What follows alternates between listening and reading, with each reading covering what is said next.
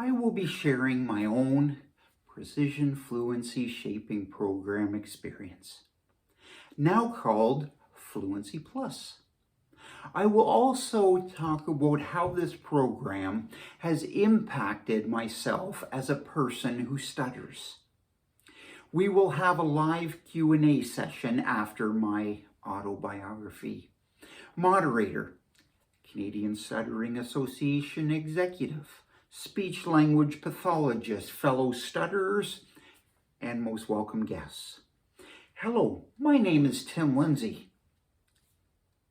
I usually start off as Timothy Lindsay because if I don't, people might ask me if it's Kim or Tim, and I like to refrain from that as a voiceless plosive. My wife's name is Denise. I have stuttered all my life. I am the most severe stutterer out of a family of 6. To describe myself, Myers-Briggs I prefer ENFP. If you ask my friends to describe Tim Lindsay, they would say confident, positive, realistic expectations, and reliable. Family and friends are very important to me. It is important to me to document important information on my family, friends, and colleague. As a Precision Fluency Shaping Program or Fluency Plus alumni, I was classified as a moderate stutterer in 1987. To this day, I begin every day as a moderate stutterer. During this talk, I will make known my autobiography, illustrating over 30 years of navigating the roller coaster ride and the falling off the wagon and getting back to the basics with regard to my fluency maintenance. After my stuttering modification at the Clark Institute in Toronto in 1987. I believe most people have challenges in life, such as cancer, neuropathy, MS, being scared of flying, heights, or public speaking. I don't want stuttering to define us. Stuttering also runs in families. Studies have shown that 60% of those who stutter also have family members who stutter. I have been so lucky to have some members of both my mother and father's family that stutter. They are my number one mentors, coaches, supporters. It is so normal for our family that we don't even really speak about it. My grandfather, he was a community leader, a mentor, a farmer. My father, a leader, a mentor, husband, teacher. My mother, a leader, mentor in the church, leader. My brother, hard worker, arborist, husband, father. My son, hard worker, youth and family minister. Videographer and a great son.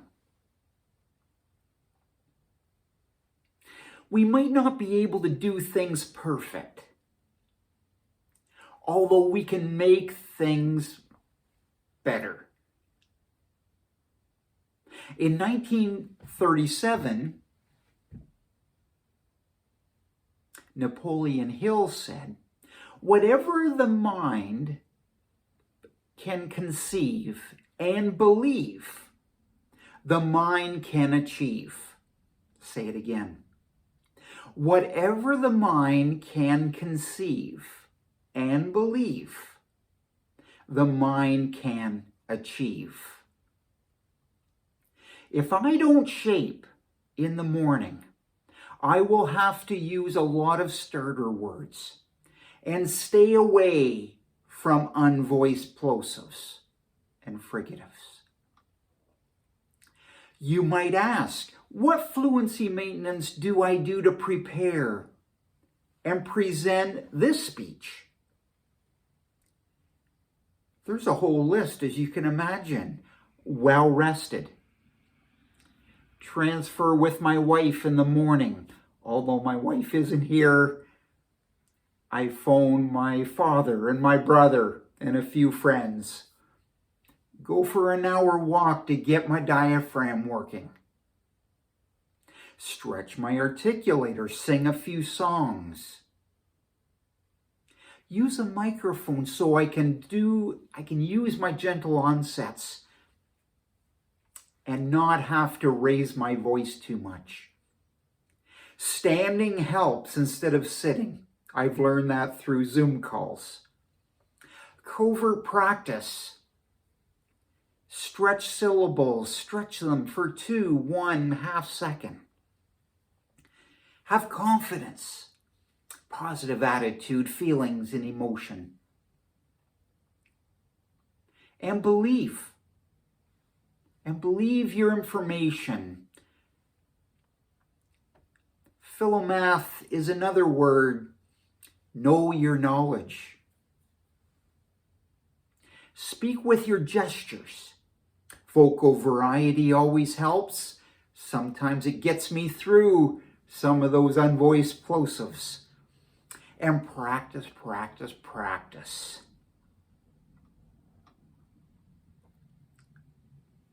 I'm going to work you through my life now and show you the roller coaster.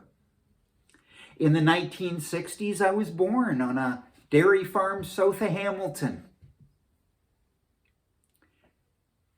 In 1965, I started stuttering. Used the metronome way back then. And I found that I wasn't breathing properly. I'd have problems in nervous situations, and it became a habit. 1970s, I wanted to become an arborist. My father was a forester for Ontario Hydro, and now the new word is an arborist. I was a youth leader. I enjoyed leading. I enjoyed working with people. Sang in the church choir. I could sing fluently. Always a nice time. Scouting, a lot of great friends. I had to repeat grade 6. I could not speak out loud fluently.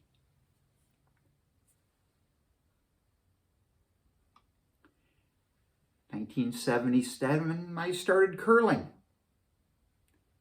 I distinguished myself as a great curler, as a fairly good curler. I was a hard worker, had a paper route. Youth leader, had great friends, always a good safety net, and fairly dependable. 1980s, my frequency started to decrease. I was getting involved with a lot more speaking opportunities. I didn't know how to handle them very well. I had to learn on my own. Really, I had a speech pathologist, but you're learning on your own.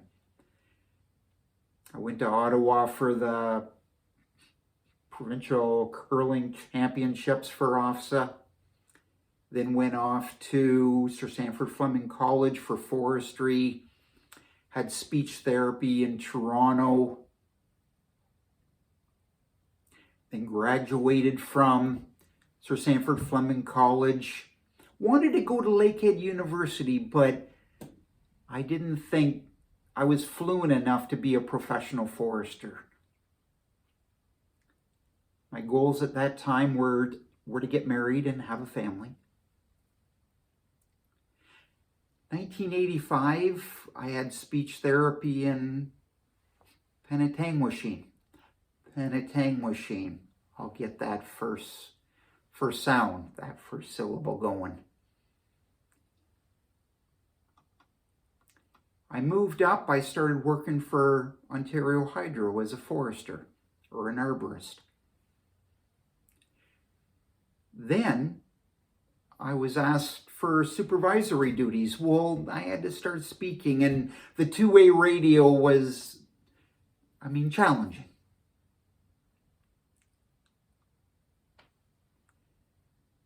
Then I was a curling instructor with Russ Howard.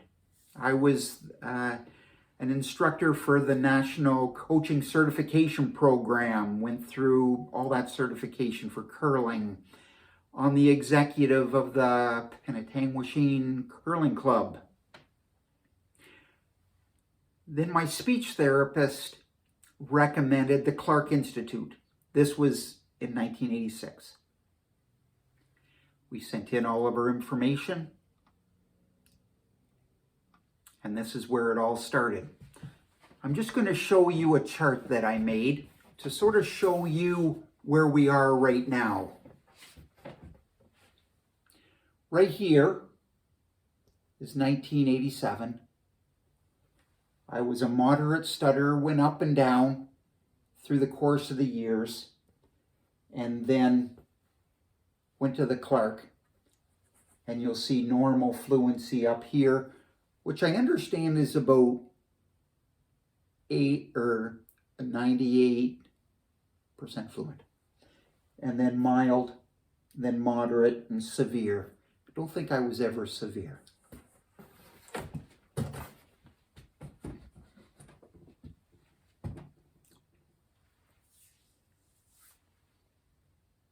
I went to the Clark Institute, 1987 in June.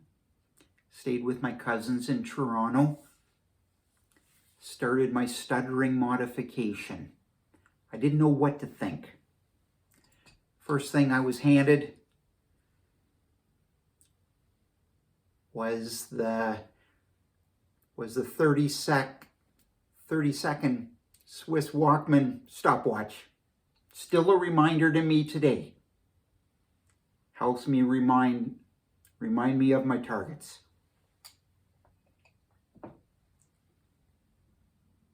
And Bob Kroll was instrumental.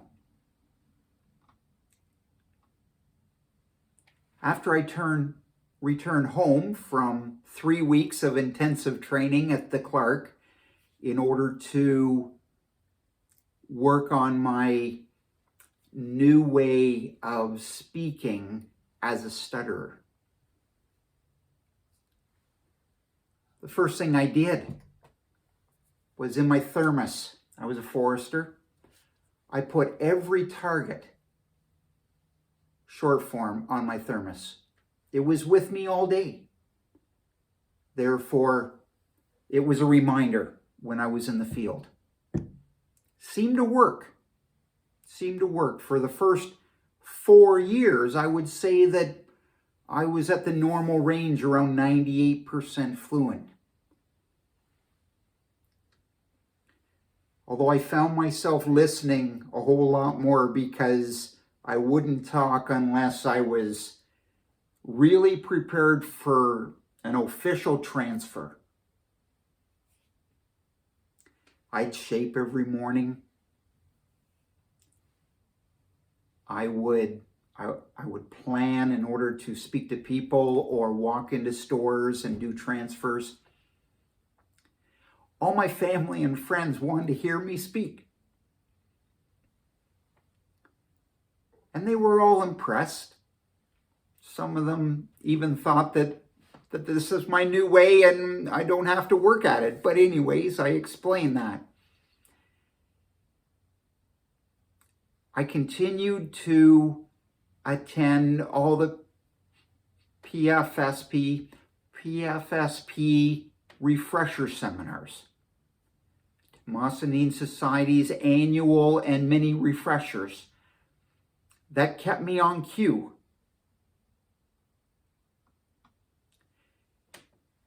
In 1987, I became the president of the Penetanguishene Curling Club.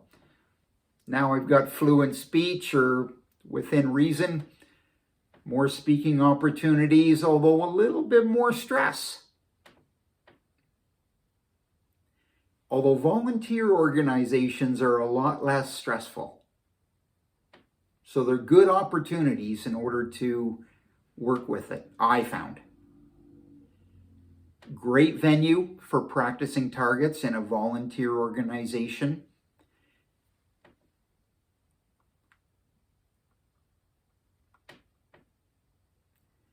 In the 1990s, I continued to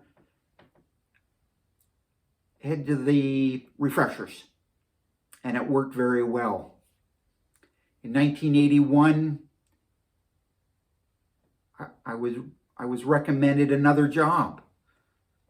Now that I have relatively fluent speech, they wanted me environmental technician. I went to the interview. I did pretty well. Although it was with friends, I knew them all my interviewers, and I received the job.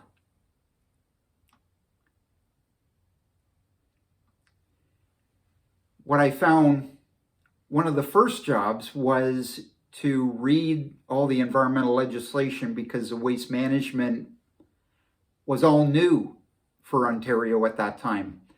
I had to read it and implement it and establish it into the workforce. We had lots of operations centers. I had 26 management staff that were involved or responsible for environmental compliance. Therefore, I had to train them. This was a little bit new for me. Every year, I'd line up about 14 hours worth of training, 2 days. Now, usually the room's about 1,000 square feet. This was new for me. I didn't know, from my gentle onsets and stretched syllables, how far my voice traveled. And I never thought it was traveling as far as it was. Therefore, I always felt I had to speak louder. Therefore, it gets a little not as fluent. I usually use PowerPoint because that sort of helped me remind me of what I was going to say. Work good. I purchased a speaker and a lav for myself to combat my fears of not speaking loud enough in this 1,000 square foot room with 25 managers. I felt a little uncomfortable because nobody else would use it. It was only me, but that's all right. I had some confidence. And I like to be well organized, so I implemented a filing system. Anything to make my job easier in a speaking situation. When they go back to their offices, they would have a filing system with them. If they phone me, I'll just reference a number of a filing system, a file. They'll be able to find what they need. If an officer shows up from the ministry, something seemed to work good. I was moving right along. I enjoyed the one-on-one discussions, although I wasn't fond of the auditing because that was extra pressure. And I wasn't as fluent, or I feel I wasn't as fluent at that time. I'm a little of a perfectionist, so that eats me a little bit. The speech disfluency came back a little bit at that time. I'll just show you the chart again. We've got, I went to the Clark, 4 years of normal fluency. Here we are. And then 1992, I got really busy, and I didn't work at my targets and my refreshers as well as I should have.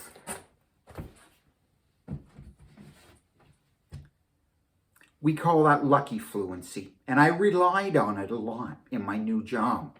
And that wasn't good. 1992, I learned that. Training staff, speaking to staff, had to come up with another option. I joined Toastmasters. I thought that was sort of an opportunity to be able to speak in a less stressful environment, and also it was regular. It was a weekly meeting, and I could focus on my targets once a week in a structured environment. So I joined the Barrie Toastmasters.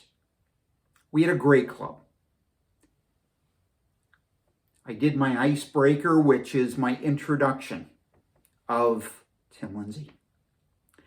I did 10 speeches over 3 years, and I got my Competent Toastmaster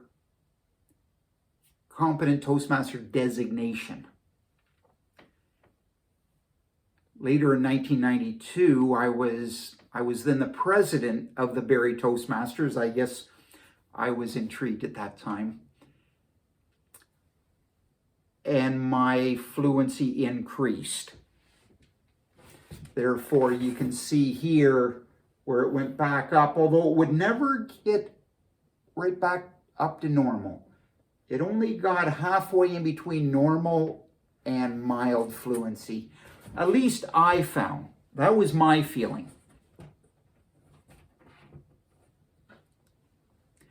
After that, I met Denise. 1993. Then I started playing in the guitar because I like to sing, although I needed something to work on. So I got my guitar.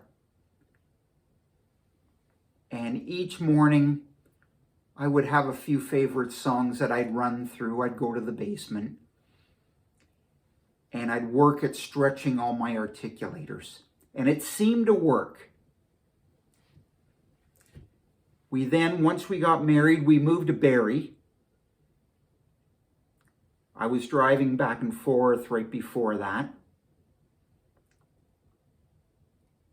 And that changed my routine. It was pretty good because then I had a wife at home to speak to every morning, and that was a great transfer for me. I would work at my stretching my articulators, work at my breathing, maybe go for a walk, and then speak to my wife. And then I'd walk into work or ride my bike into work. I've rode my bike into work for 34 years. And that always helped me with my diaphragm. That was a regular thing that I looked forward to. And it seemed to work for me. In the winter time, I had to walk, but I always found a house that was close to where I was working. Essentially, I still have the same bicycle I got in 1987. It has been overhauled, but it works really good. It's a hybrid.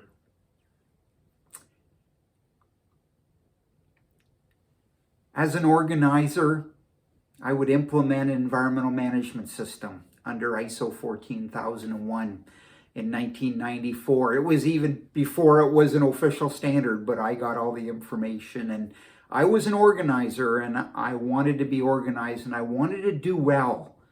So I studied that. I was a member of the Demosthenes Society until 1955 or a little farther after that.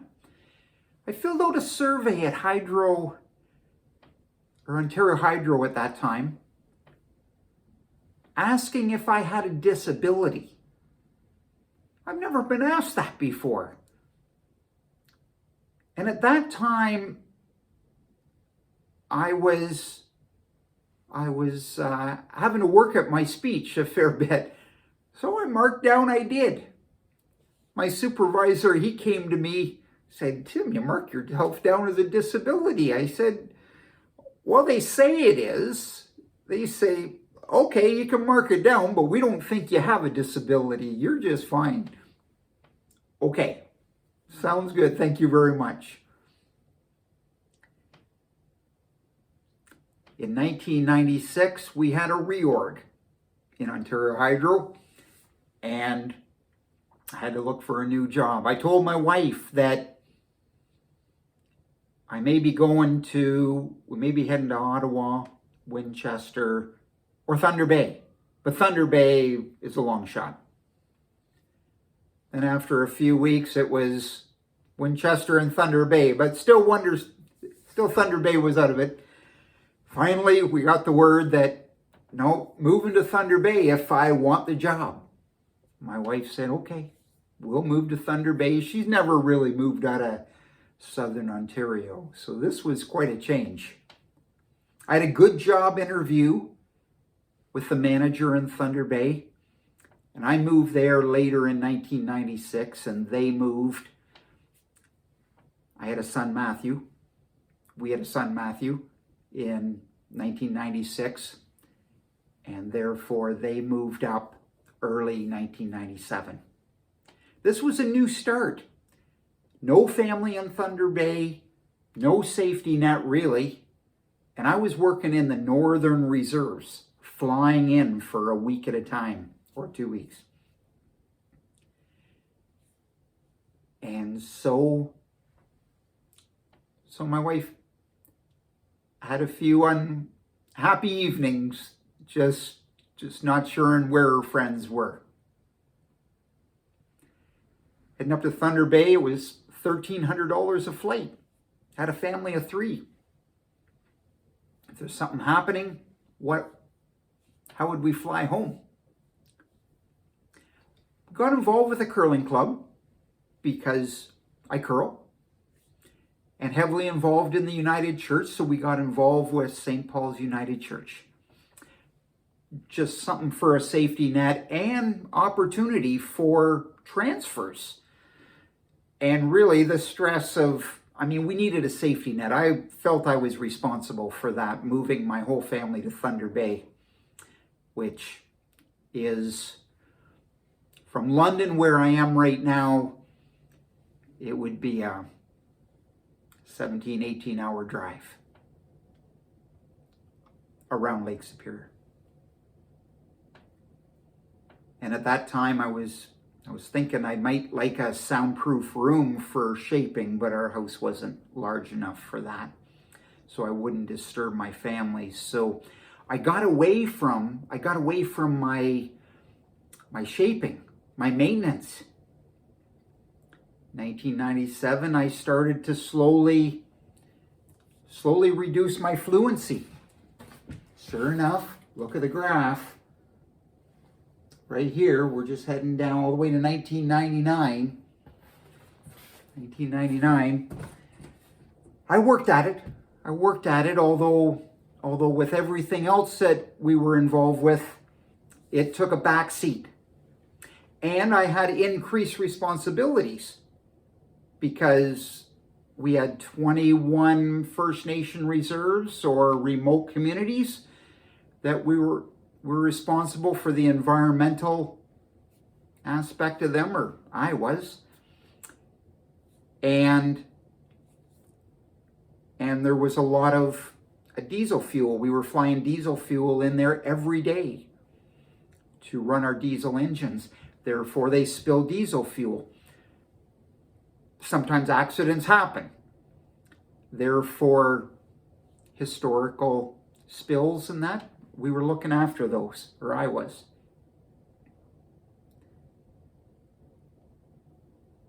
My wife really didn't have any friends there for the first 2 years. I loved working with the First Nations. The elders would open meetings with stories of, hey, Ontario Hydro electrified the communities without approval. And they're right. And I was representing Ontario Hydro at that time. Therefore, that was my job. So I had to somehow find something to say fluently. Stuttering showed vulnerability it seemed I was respected and accepted in the First Nation reserves a little bit more. They knew I stuttered. I love working with the First Nation communities. Speaking to my dad recently, he said he did too, around the Six Nations Indian Reserve. He had lots of friends, First Nation friends. Lots of active listening.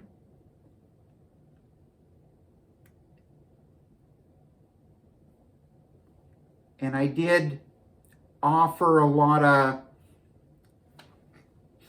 potential money and training and jobs to the First Nation. I was involved with the Mid-Canada Line 050 decommissioning up in Fort Albany. And then after that, all the Mid-Canada Line sites along James Bay and Hudson Bay a little bit. Involved with the Five Nations Energy when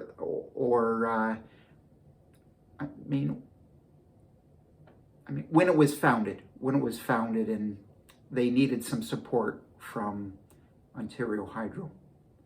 Matthew, my son, started stuttering in 1998. The speech language pathologists that we went to, they thought it was just normal. He was 2 years old. And I stated to her that it's in the family. And I don't think she took that seriously, or the knowledge wasn't there. And when she went in, always in a clinic situation, you won't stutter. It's less stress. Everybody knows that. All stutterers know that. I had to videotape him. At home when he wasn't even able to say a word. Excuse me.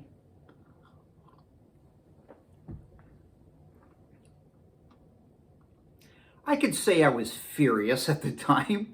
I wanted to make sure that he had an honest life without having to go through the challenges of our stuttering. And it worked out. She saw the video, and then we really worked with him. He still stutters a little bit, although he's a youth and family minister. He plays the guitar, sings great, scout leader. Yeah, he's a leader overall, so he's doing fairly well, but once in a while, he does feel it. 1998, my daughter, Kayla, she was born in Thunder Bay. We had negotiations. I had negotiations up in Fort Albany, Attawapiskat, with the Five Nations Energy Transmission Line. I was representing Ontario Hydro at that time. And there was 13 agencies involved, federal and provincial. This was out of my league, really, as a stutterer, or at least I felt. I had to really work at it. And I met a lot of great friends in the federal and provincial governments.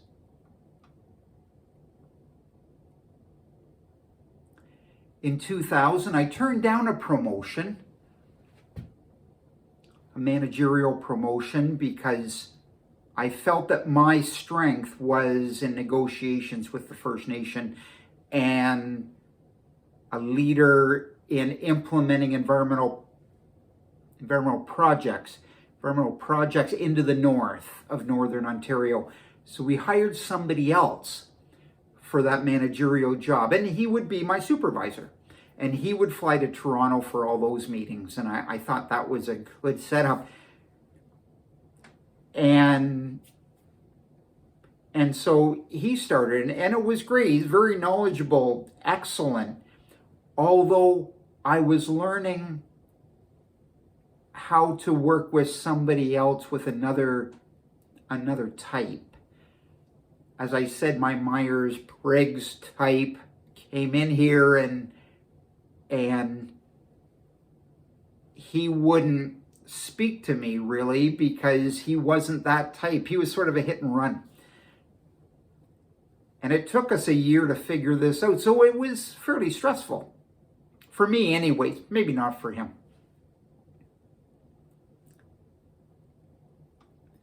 In 2002, around that time, I felt the stress was a little bit higher. And we started up Wardrobe Toastmasters. It's an engineering firm in Thunder Bay. We started up a Toastmaster club. I was with West Fort Toastmasters for a little bit, and we started up a new club. Once it started up, then my fluency started increasing a little bit, and I was working at my targets again. So that's the first time in Thunder Bay. That was 2002, about 6 years, 5-6 years since we moved there that I got back into it, and it worked.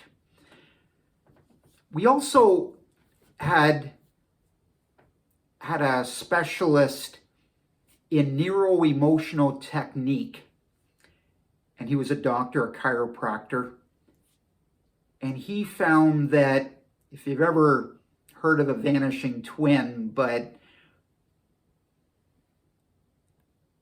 when my mother was pregnant, she was supposed to have twins, but in the early 60s, they never checked that. Now they do. And so they call that, you could be classified as a perfectionist at that time. And I would say you defrag yourself if you use a neuro-emotional technique. We call it NET. But he would defrag myself so all those memories, I would still remember them, although it wouldn't influence my actions. And that helped my stuttering a little bit. Then I had more negotiations up in Attawapiskat with the hospital. And so I was increasing my stress level. I had to really work at, I remember that night I studied all night. I studied all night before the negotiations because I really want to be prepared. 2003 was a significant year. I did a paper. My manager, as I said, he was really smart and he wrote papers. He helped me write a paper, and then I went out to Edmonton and presented the paper. And it was on the project management in the North for Northern First Nation communities. Then the next thing that happened in 2003, we won the Northern Ontario Men's Curling Championship. So we went to the Brier. And at the national level, you need a lot of coaches. I had a lot of coaches, and it really helped me. I had 2 technical coaches, chiropractor, body talk practitioner, if you've ever heard of that, physiotherapist, sports psychologist, and my NET practitioner, along with my wife that looked after the kids, and she's my number 1 supporter. I'll tell you a story.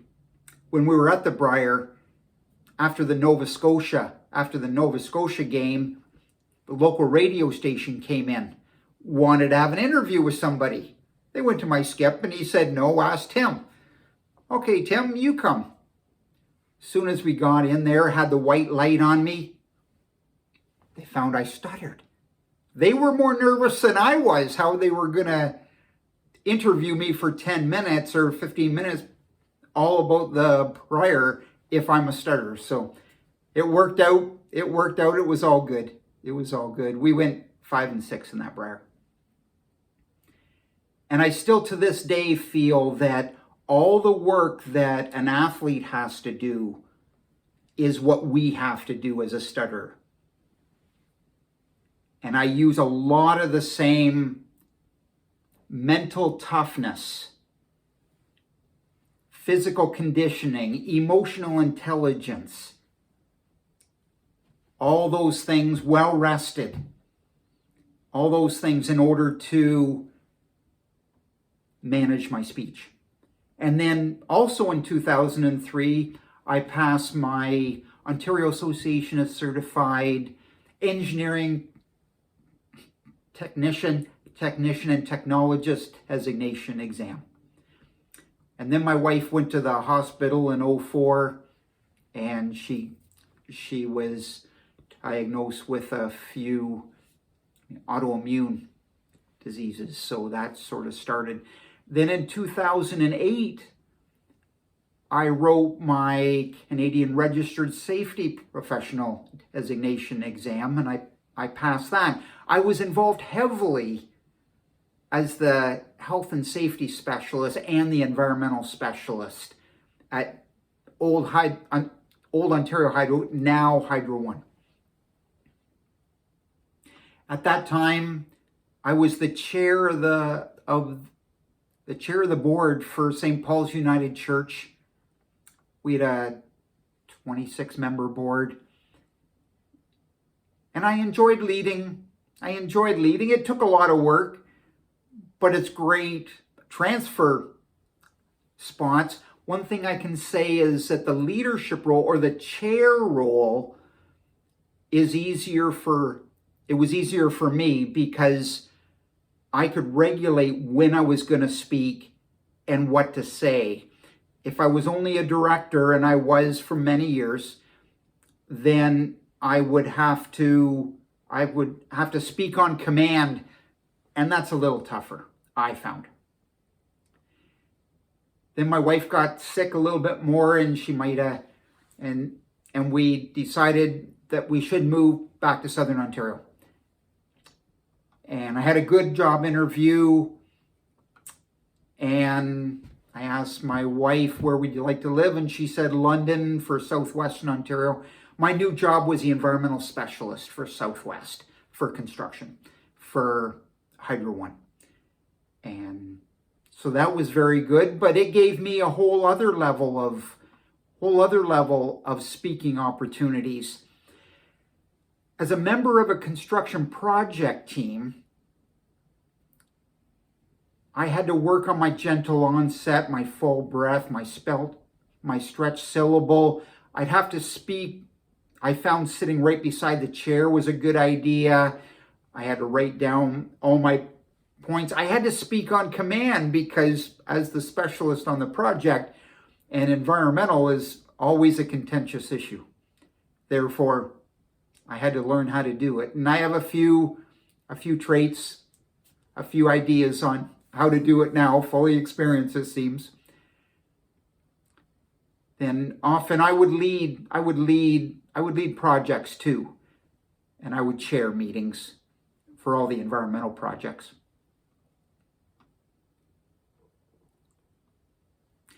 Then we worked on a few other large projects, Ashfield, and then the Gordie Howe International Bridge. We had to work for about 3 years there over the Detroit River because it was and involved with international, or a lot of people anyways, a lot of fairly high-level negotiations with others, and it was interesting. I was reducing my fluency at that time too. Let me show you the chart again. We're right here, 2000. I joined the Toastmasters here in Thunder Bay in around 2002, and I was fine. And then we moved to London in 2010, and I never got involved with Toastmasters again because I was working on the road. And then here we are at 2015, and my fluency was reducing again, slowly. And I was a recognized leader. I was a recognized leader in Hydro One at that time, over 32 years with Hydro One. And therefore, I felt I was the spokesperson sometimes in contentious issues, but maybe I bit off more than I could chew. I found myself replacing words like we do, replacing plosives for vowels or other consonants, but that's not always a good idea when you have a very specific word you have to say, and that's not right. Then we had new senior management, and I felt the Peters principle came into mode there with me. And vowels and consonant words that started. And so that was where I finished off at Hydro One. I retired in 2019, and my wife and I went on a really nice retirement trip to the Arctic Ocean and Alaska, and that was very nice.